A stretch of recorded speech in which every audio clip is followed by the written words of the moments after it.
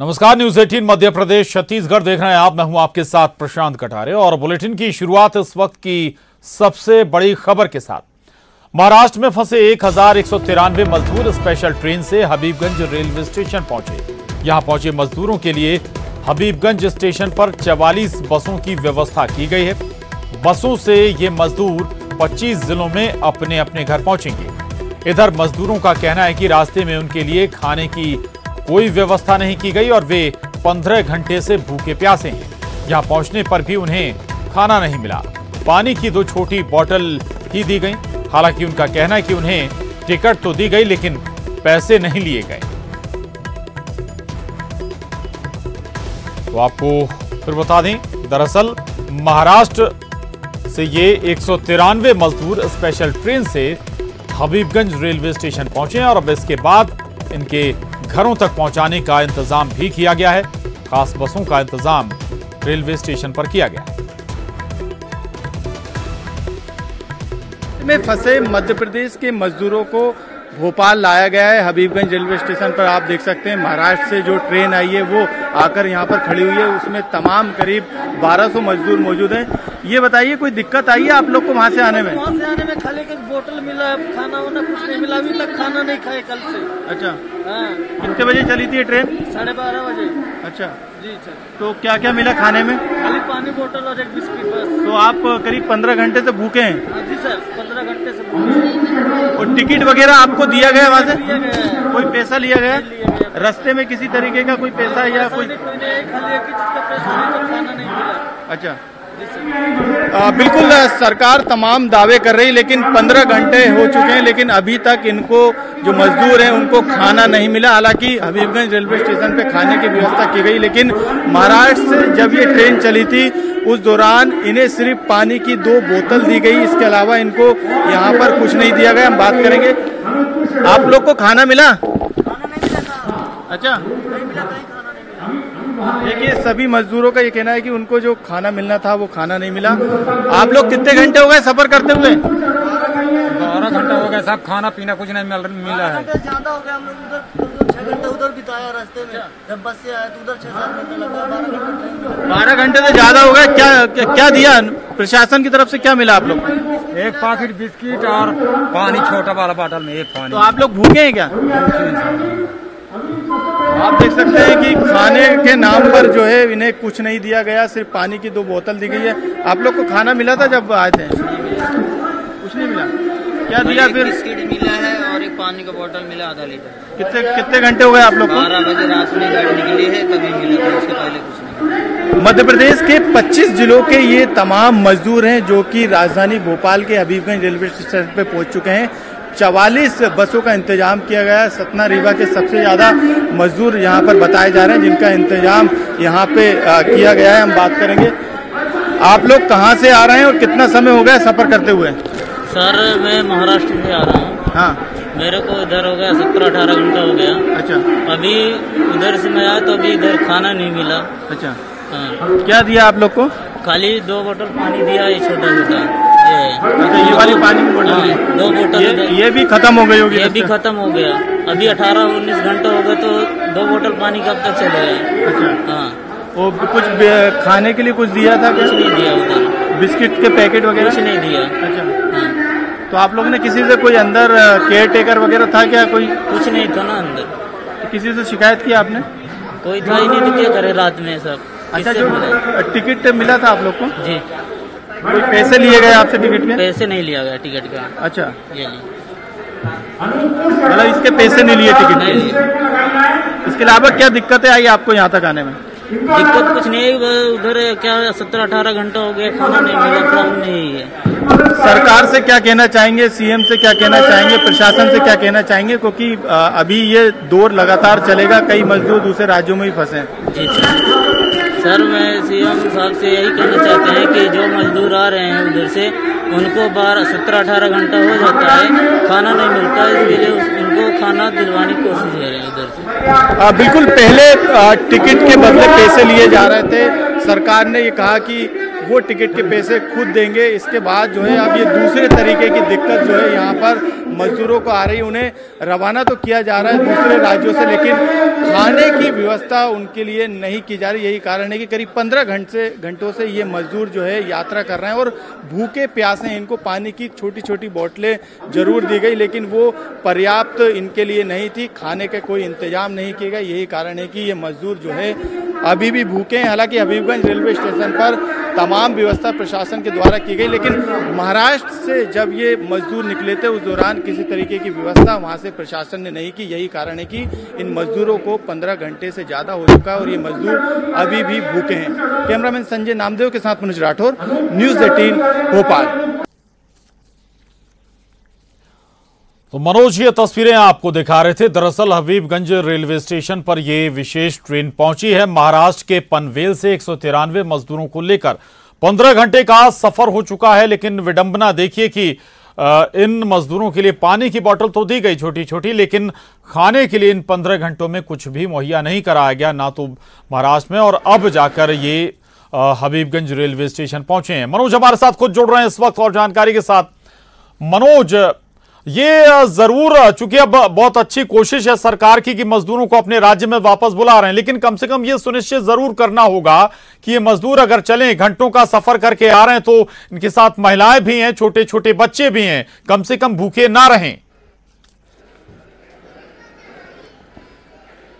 जी बिल्कुल। सबसे पहले जब मजदूरों को दूसरे राज्यों से मध्य प्रदेश में लाया गया था या फिर मध्य प्रदेश से दूसरे राज्यों में इन मजदूरों को भेजा गया था, उस दौरान इस बात को लेकर सियासत हुई थी कि उनको टिकट के बदले उनसे पैसे लिए जा रहे हैं। ये सियासत जब थमी और अब जब महाराष्ट्र से दूसरी ट्रेन जो है मध्य प्रदेश पहुंची है हबीबगंज रेलवे स्टेशन पर, वहां पर टिकट को लेके तो कोई विवाद नहीं है, कोई सियासत नहीं है, उनसे पैसे भी नहीं लिए गए, लेकिन व्यवस्थाओं के नाम पर प्रशांत यहाँ पर मजाक प्रशासन के द्वारा किया गया, क्योंकि महाराष्ट्र से करीब 15 घंटे का सफर वो तय कर चुके हैं। और आप देख सकते हैं यहाँ पे छोटे छोटे बच्चे भी इस ट्रेन में बता रहे हैं। प्रशासन की लापरवाही जरूर यहाँ पर इसमें नजर आती है।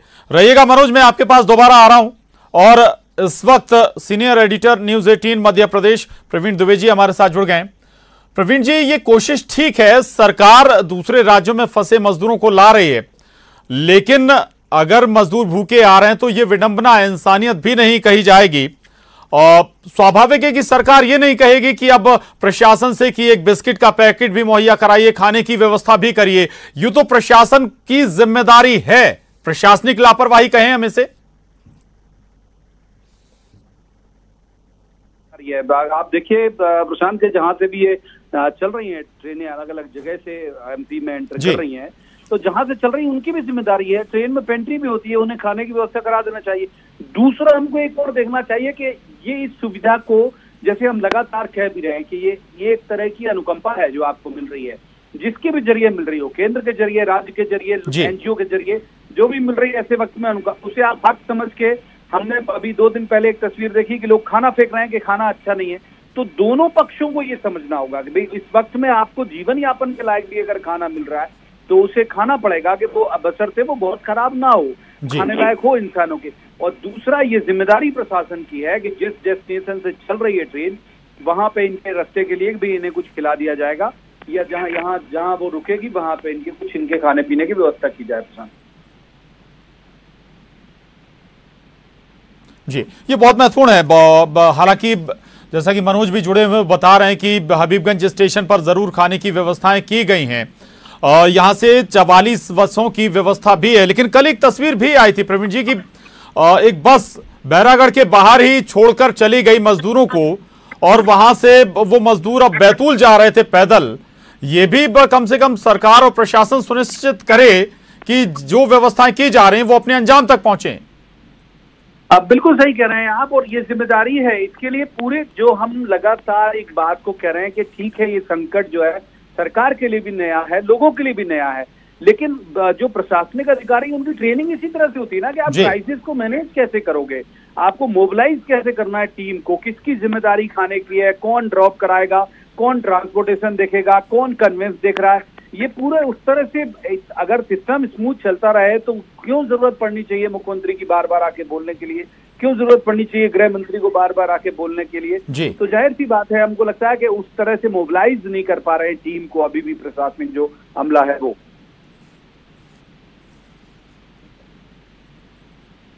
जी बिल्कुल, बहुत महत्वपूर्ण है और ये जरूरी भी है कि अगर व्यवस्थाएं की जा रही हैं तो वो सुचारू रूप से चले। मनोज भी हमें तस्वीर दिखा रहे थे। प्रवीण जी बहुत शुक्रिया हमसे बात करने के लिए। मनोज आपका भी बहुत धन्यवाद इन तस्वीरों की दिखाने के लिए। मजदूरों से भी आपने बात की, वो बता भी रहे हैं कि क्या स्थिति है और स्वाभाविक है कि चूंकि सब कुछ लॉकडाउन है और मजदूरों के हाथों में पैसा भी नहीं है, तो एक तो परचेज करने की जगह भी मुहैया नहीं और हाथों में पैसा भी नहीं है, तो स्वाभाविक है कि उनके लिए प्रशासन की जिम्मेदारी बनती है। और जहां से ट्रेनें चल रही हैं वहां के राज्य शासन की भी यह जिम्मेदारी है कि भले ही किसी भी राज्य का मजदूर हो, उसके लिए आप व्यवस्था करें कम से कम खाने पीने की। और अब अगली खबर का रुख कर रहे हैं। इधर श्रमिकों को लेकर हैदराबाद से चली स्पेशल ट्रेन आज कटनी पहुंची। स्पेशल ट्रेन से 997 श्रमिक यहां पहुंचे हैं। ये श्रमिक कटनी समेत आसपास के जिलों के रहने वाले हैं और इन सभी के लिए जिला प्रशासन के द्वारा खाना की व्यवस्था की गई है। ट्रेन से उतरते ही सभी श्रमिकों की थर्मल स्क्रीनिंग भी की गई और इन मजदूरों को अपने अपने जिले और गांव भेजने के लिए 35 बसों का इंतजाम किया गया है। पहुंचे हैं यहाँ और कैमूर जा रहे हैं। खाना वाना सब मिला है ट्रेन में। टिकट का पैसा नहीं मिला, नहीं लिए हमसे। टिकट मिला है। परसों की नाइट निकले, आज पहुँचे। इसमें आपको क्या क्या सुविधा दी गई? इसमें खाना पानी अपने को सब सुविधा देगा। टिकट भी दी गई। पास पैसा लिया गया था? नहीं, कोई पैसे नहीं लिया गया। और कौन कौन है आपके साथ? मेरी फैमिली, मेरे बच्चे, सभी कोई। वहाँ आप क्या करते थे? वहाँ मैं ड्राइवरी कर। और बात दतिया से आई बड़ी खबर की। दतिया में शिवपुरी झांसी बॉर्डर पर मजदूरों के इकट्ठा होने की वजह से जाम लग गया है। यूपी जाने वाले ये मजदूर बॉर्डर पर पहुंचे हैं। यूपी पुलिस इनको प्रदेश में प्रवेश करने नहीं दे रही है, जिसकी वजह से सीमा पर मजदूरों की भीड़ खड़ी है, जिसकी वजह से यहां जाम भी लग गया है और वाहनों की लंबी लंबी कतारें भी नजर आ रही हैं। तो ये दरअसल जो पूरी तस्वीर है दतिया में शिवपुरी झांसी बॉर्डर की है। और अशोक हमारे साथ जुड़ गए हैं और जानकारी के साथ। अशोक, क्या वजह है, क्यों इन मजदूरों को आगे नहीं जाने दिया जा रहा है? जो पूरी प्रोसेस है प्रदेश स्तर पर चल रही है, अलग अलग राज्य अपने मजदूरों को वापस बुला रहे हैं। हालांकि प्रोसीजर जरूर फॉलो करना होगा, स्वास्थ्य विभाग चेकिंग करें, अभी क्या दिक्कतें आ रही हैं? देखिए प्रशांत, यहाँ रोज हजारों मजदूर इकट्ठे हो रहे हैं और उसकी वजह ये है कि जो प्रोसीजर है यूपी पुलिस का वो बहुत ही स्लो है। वो पूरी बॉर्डर पे लिस्ट बना रहे हैं मजदूरों की, कहाँ से आए हैं, क्या कहाँ जाना है। इसके अलावा वो आईडी प्रूफ भी देख रहे हैं, जिसकी वजह से जो लिस्ट बनती है उसमें घंटों लग जाते हैं। कभी कभी तो ऐसा हो जाता है कि दूसरे दिन भी जो है उनको निकलने की अनुमति नहीं मिल पाती है। उसके बाद जब पुलिस तसल्ली कर लेती है कि हाँ ये हमारे ही राज्य के मजदूर हैं, तब बसें आती हैं और इस तरह से उनको जो है यूपी में भेजा जा रहा है। लेकिन जो प्रोसेस है वो बहुत खराब और स्लो है, जिसकी वजह से मजदूर इकट्ठा हो रहे हैं और आए दिन जाम लग रहे हैं। लगभग रोज ही ये स्थिति बन जाती है कि वहाँ जाम लग जाते हैं। जी प्रशांत, बिल्कुल। और घंटों या ये कहें कि लंबा वक्त यहां पर मजदूरों को इंतजार करना पड़ता है, यानी कि पूरी सूचना या पूरी जानकारी डिटेल नोट करने के बाद ही पुलिस यहां से मजदूरों को आगे जाने देती है। बहुत शुक्रिया आपका इस पूरी जानकारी के लिए। अगली खबर का रुख कर रहे हैं। मुंबई में लॉकडाउन में फंसे छतरपुर के मजदूर आज 1100 किलोमीटर की दूरी तय कर अपने गृह जिले छतरपुर पहुंचे। घर लौटे मजदूरों का कहना है कि वो दिहाड़ी मजदूरी का काम मुंबई में करते थे और अपने परिवार का पेट पालते थे, लेकिन पहले और दूसरे लॉकडाउन में किसी तरह वो गुजर बसर कर चल रहे थे, लेकिन तीसरा लॉकडाउन लगा तो उनकी हिम्मत टूट गई और जब खाने की दिक्कत हुई तो साइकिल खरीदकर अपने अपने घरों के लिए निकल पड़े। इनमें से कुछ मजदूरों को यूपी के बलरामपुर तक भी जाना है।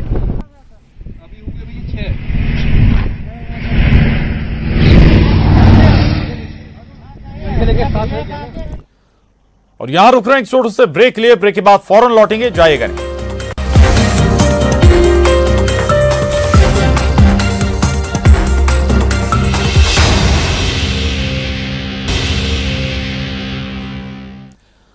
और ब्रेक के बाद अब अगली खबर का रुख करते हैं और बात कोरोना की। मध्य प्रदेश में अब तक 3264 कोरोना के पॉजिटिव केस सामने आ चुके हैं। जिसमें से 1307 स्वस्थ होकर घर वापस लौट चुके हैं, जबकि 188 की कोरोना संक्रमण के चलते मौत भी हुई है। वहीं इंदौर शहर सबसे ज्यादा कोरोना संक्रमित है। यहां अभी तक 1699 कोरोना पॉजिटिव मामले सामने आ चुके हैं, जबकि 83 लोग अपनी जान भी गंवा चुके हैं, जबकि 625 मरीज स्वस्थ होकर घर वापस जा चुके हैं। मुरैना का जिक्र करें, 23 पॉजिटिव केस सामने आए, 14 स्वस्थ हो गए। उज्जैन में 201 पॉजिटिव केस सामने आए हैं। तीसरा बड़ा शहर मध्य प्रदेश का, जहां सबसे ज्यादा कोरोना के मामले सामने आए। उज्जैन में 22 लोगों की मौत भी हो चुकी है, 62 मरीज स्वस्थ होकर वापस लौट चुके हैं। जबलपुर में 115 कोरोना पॉजिटिव मरीज, 3 की मौत हुई, 15 मरीज स्वस्थ हुए। भोपाल में 662 कोरोना पॉजिटिव मरीज सामने आए हैं, 20 की जान भी जा चुकी है। 364 मरीज पूरी तरह से स्वस्थ होकर घर वापसी कर चुके हैं। ग्वालियर का जिक्र करें, ग्वालियर में 16 कोरोना पॉजिटिव मामले सामने आए, 6 मरीज स्वस्थ हुए हैं। शिवपुरी में 3 कोरोना पॉजिटिव, 2 मरीज स्वस्थ हुए। खरगोन में 81 कोरोना पॉजिटिव सामने आए हैं, ये बड़ा आंकड़ा है। 8 मरीज की मौत हुई है, 37 मरीज स्वस्थ हो चुके हैं।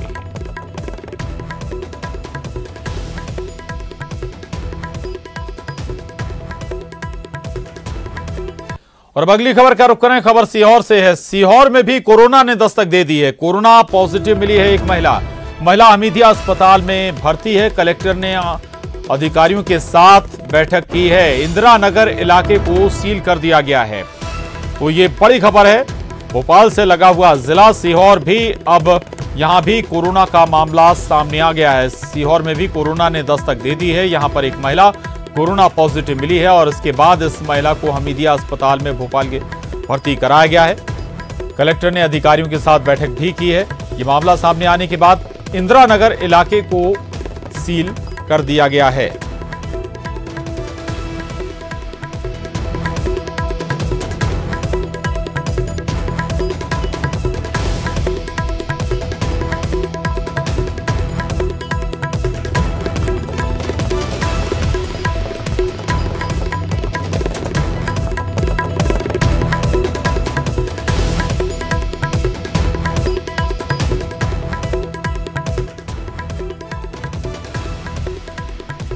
तो आपको बता दें, सीहोर जिले में पहला कोरोना का मामला सामने आ गया है। एक महिला कोरोना पॉजिटिव निकली है और इसके बाद अब प्रशासनिक अमले में अब सक्रियता बढ़ गई है।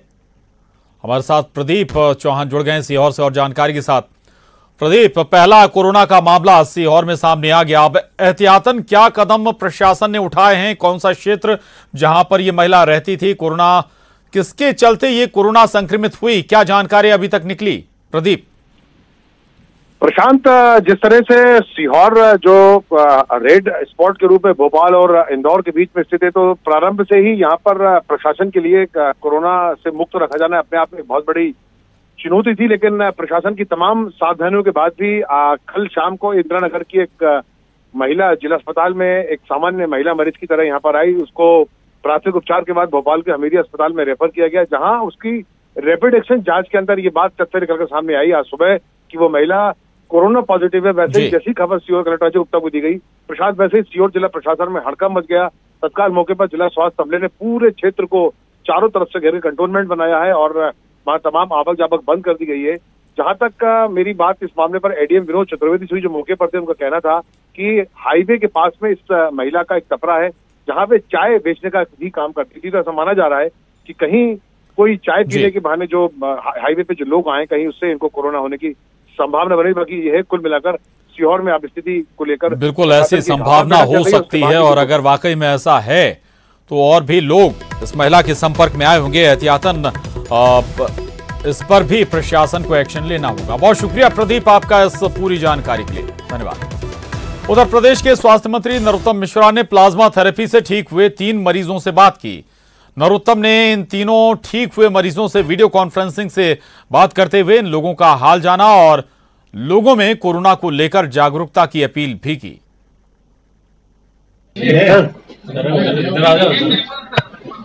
अब आपको अपने अनुभव का लाभ सभी को देना है। जो कोरोना के बारे में भ्रम फैला हुआ है, हाँ, तो जैसा आपने टेलीफोन पे भी ऐड देखा होगा ना कि आपको बताना है लोगों को कि चिंता बीमारी की करना है, बीमार की करना है, बीमारी की नहीं करना है। आपके ऊपर पहला प्रयोग था ये प्लाज्मा थेरेपी का। आपको अच्छा महसूस हो रहा है ना, आप स्वस्थ हैं। अब लोगों को प्रेरित भी करना है, आपको समाज को प्रेरित करना है। देश की जिम्मेदारी है आप पे, प्रदेश की जिम्मेदारी है ना। बिटिया बिटिया सुन रही है मेरी बात को? मेरी आवाज आ रही है बिटिया? हाँ, अपन को आपको अब आगे निकल के समाज के अंदर जो भ्रांतियां फैल रही हैं उन्हें दूर करना होगा। जी जी जी जी, आप जागरूकता लानी है आपको समाज के अंदर। जी जी, और कोई भी दिक्कत हो तो मेरे को बताइए, इसी नंबर पे आप कभी भी बताइएगा। Okay, thank you. एकदम नई थेरेपी थी और आप सबको ध्यान होगा, बगैर 15 दिन पहले मैंने केंद्रीय स्वास्थ्य मंत्री से बात की तो उन्होंने सहमति दी थी, जिसके प्रयोग परिणाम अब आने लगे। 3 पेशेंट हमारे ठीक हुए हैं अभी, और आपने देखा मैंने उनसे चर्चा भी की, वो और उनके द्वारा प्रेरित होंगे। मैंने उनसे भी प्रार्थना की है कि वो भी अपने अनुभव शेयर करें। भोपाल और इंदौर दोनों जगह पर हमने इसे प्रारंभ किया और इसे हम आगे और ले जाने। उधर आंध्र प्रदेश के विशाखापट्टनम में हुए केमिकल प्लांट से जहरीली गैस के रिसाव ने भोपाल गैस कांड की याद दिला दी। देश में यह भोपाल गैस कांड के बाद दूसरा इस तरह का बड़ा हादसा लग रहा है। बता दें कि विशाखापट्टनम में के आरएस वेंकटपुरम गांव में एलजी पॉलीमर्स इंडस्ट्री प्लांट में केमिकल गैस लीक हुई और इस हादसे में 8 लोगों की मौत हो गई। वहीं इस जहरीली गैस से प्लांट के आसपास 3 किलोमीटर का क्षेत्र प्रभावित हुआ है, जिससे 5000 से अधिक लोग प्रभावित हुए हैं और करीब 300 से ज्यादा लोगों को अस्पताल में भर्ती कराया गया है। गैस रिसाव के बाद पूरे इलाके को खाली करा लिया गया। गैस रिसाव के चलते आंखों में जलन और सांस लेने में तकलीफ की शिकायत के बाद लोगों को अस्पताल ले जाया जा रहा है। दरअसल साल 1984 में 2 और 3 दिसंबर की दरमियानी रात भी भोपाल में भीषण गैस त्रासदी हुई थी, जिसमें कई हजार लोगों की मौत हुई थी, जबकि लाखों लोग प्रभावित हुए थे। और अब इसे गैस कांड पार्ट 2 माना जा रहा है। और इस हादसे के बाद भोपाल गैस त्रासदी की याद ताजा हो गई है। विशाखापट्टनम में गैस रिसाव से 8 लोग अभी तक दम तोड़ चुके हैं।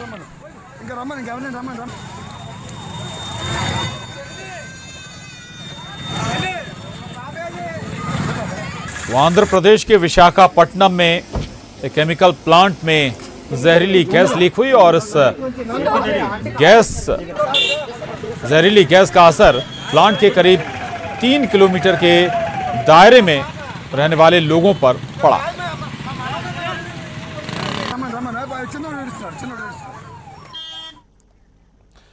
खबर कश्मीर से। कश्मीर के छात्रों के लिए खुशखबरी है। ईद से पहले अपने घर वापसी हो सकेगी इन कश्मीरी छात्रों की। भोपाल में फंसे जम्मू कश्मीर के 600 छात्र अपने घर वापस जा सकेंगे। 9 मई को स्पेशल ट्रेन से ये छात्र रवाना होंगे जम्मू कश्मीर के लिए। बीयू और दूसरे संस्थानों में ये 600 छात्र जम्मू कश्मीर के पढ़ाई कर रहे हैं और छात्रों की अब वापसी सुनिश्चित हो गई है। घर वापसी को लेकर लगातार ही मांग कर रहे थे। दिग्विजय सिंह ने भी गृह मंत्री अमित शाह को इस संबंध में चिट्ठी लिखी थी। और यहां वक्त एक छोटे से ब्रेक के बाद भी न्यूज 18 मध्य प्रदेश छत्तीसगढ़ पर खबरों का सिलसिला जारी।